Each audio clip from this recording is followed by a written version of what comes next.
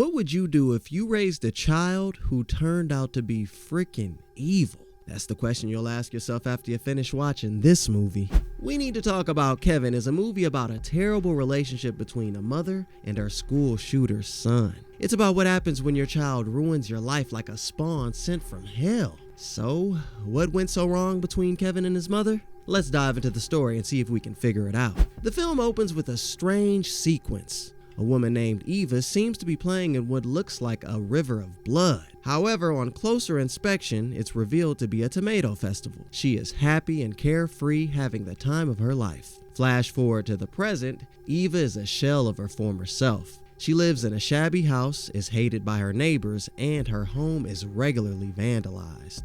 This time, they've poured red paint all over the walls, the door, and even her car. But why? What could she have done to deserve such hatred? The film gives us glimpses into Eva's past. She had a wonderful life back then, traveling the world and writing books about her adventures. She seemed fulfilled in her career, but everything changes when she marries Franklin and has her first child. From the moment Kevin is born, something feels off. Have you ever seen a mother struggle to connect with her child for months and even years? Because that's where Eva finds herself. As a baby, Kevin cries non-stop. No matter what Eva tries, she can't soothe him. It gets so bad that she even stops by a construction site and uses the noise to drown out Kevin's cries. Even as a toddler, Kevin shows troubling signs. He doesn't love or respect Eva and refuses to bond with her. He always stares at her with a cold gaze. And honestly, if a child looked at me like that, I would immediately hand them over to their parents. And I'm sure you would do the same. But what if you were the parent and that look was directed at you? Kevin doesn't speak when he's supposed to, and Eva takes him to see a professional. Even though the doctor doesn't see anything wrong with him, he still refuses to complete normal tasks, like passing a ball to his mom. He seems to enjoy making her life a living hell. One time when she decorates a room with maps, Kevin takes the paint and smears it all over the walls, destroying all his mother's hard work. At that point, you should probably suspect that you're dealing with the kid from The Omen, like literally the Antichrist. At this point, you're full of suspense, wondering how this story would end up. Keep watching to find out. Still, Franklin doesn't seem to think these are serious issues and apologizes for Kevin's actions over and over. To him, Kevin is just an ordinary boy, maybe a little naughty, but nothing more. Eva is as confused as a fish riding a bicycle. Was this part of the usual parenting struggle or something darker? Kevin refuses to be potty trained for a long time. It seems he continues to wear diapers, not out of necessity, but out of spite and hatred for his mother. One time when she's teaching him how to count, he deliberately soils himself. And after she cleans him up, he does it again. Eva picks him up in anger and tries to put him on the table, but he falls and breaks his arm. He doesn't tell his dad that Eva did this to him, but he uses the scar as blackmail to get her to do anything he wants. Can you imagine the nerve on this kid? When Eva finds out she's pregnant, Kevin hates the idea of having another kid to play with. Even when his sister is born, he flicks water on her face until she starts crying. When he's sick, he warms up to Eva a bit while she reads him the story of Robin Hood. But the following morning, he returns to his old self, cussing her out when she asks him about lunch. His dad gets him a bow and arrow and teaches him how to shoot. Kevin soon gets really good at it. At this point, I was yelling at the screen, who in their right minds would give a psychopath a deadly weapon? Stay tuned to see how it blows up in the dad's face. As Kevin grows into a teenager, his behavior only gets worse. He becomes manipulative and wicked, enjoying when other people suffer. And if you think Eva is overreacting, try living under the same roof as the teenage version of the Joker. He mocks his mother at every turn, knowing exactly how to get under her skin, yet to the outside world, he's just a charming and intelligent boy.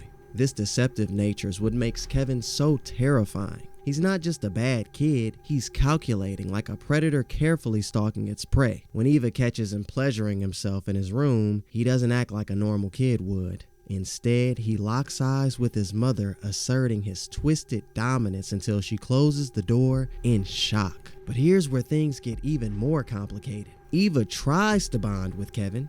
She takes him out for golf and even goes on a dinner date with him, but he insults her for her efforts and calls her every insult in the book. At this point, I wonder why she didn't just move. At home, she searches his room, finds a CD, and plops it into her computer, but her son has put a virus in it, so the laptop crashes. Eva is sad and angry at this, while Kevin looks like he just won the lottery. For Christmas, his dad gets him a new bow, because being Barry Allen wasn't enough. He had to cosplay Legolas as well.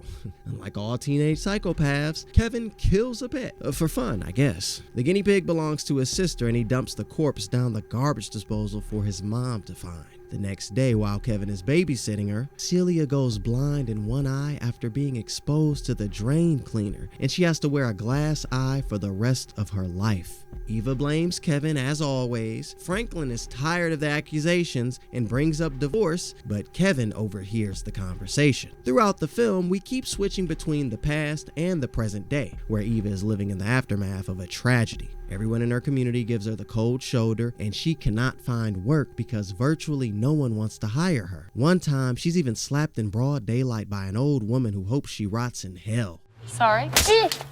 Life is hard for her as she is haunted by memories of Kevin. The movie finally reveals what exactly happened that made her start to live like a hermit. What did Kevin do, and why is his mom being punished for it? Eva gets a call to go to her son's school, but when she gets there, she sees the bicycle locks Kevin ordered a while ago, and she understands that her son is not in danger, he is the danger. Kevin carries out a carefully planned school massacre, killing many of his classmates and a teacher with his bow and arrow. But that's not all. In a shocking twist, Eva gets home and discovers that Kevin also killed his father and his sister. Their bodies are on the lawn and arrows are sticking out of them. Can you imagine the horror of realizing your child is capable of such evil? Eva is left to pick up the pieces of a life shattered by her biological son. She visits Kevin in prison before he's moved to an adult facility. He doesn't seem to show any remorse, so she asks him why he carried out the massacre. He says he used to think he knew, but isn't sure anymore. Why? Now I'm not so sure. Is he being truthful, or is this just another manipulation? What do you think? Eva hugs him before she leaves, and he seems to accept the hug. After that, she walks off into the light, and the tragedy of Kevin comes to an end. So, do you agree that Kevin was born evil, or was he a product of his environment? Could his mom have done anything differently? And most importantly, how would you cope if you were in her shoes? Let us know your thoughts down below. Okay, you made it this far. Click the join button below and become part of the Replay Media fam, with perks like early access to videos and exclusive content for horror fans. What are you waiting for? Join now.